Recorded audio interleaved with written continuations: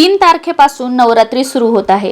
नवरात्रीमध्ये घट बसल्यानंतर देव हलवावेत का, रोजची देवपूजा करावी का, हा प्रश्न बऱ्याच जणांना पडतो। पण मी काय सांगते किंवा अजून कोणत्या व्हिडिओमध्ये तुम्हाला कोण काय सांगतंय त्याचं पालन करण्याऐवजी तुमच्या घरातील जी मोठी मंडळी आहेत, तुमच्या सासूबाई सासू सासरे नसतील तर तुमच्या भावकीमधील जे चुलत सासू सासरे वगैरे म्हणजे वडीलधारी मंडळी जे आहेत तुमच्या कुळातील, त्यांना विचारायचं आपल्याकडे घट बसल्यानंतर देव हलवतात का, देवपूजा करतात का।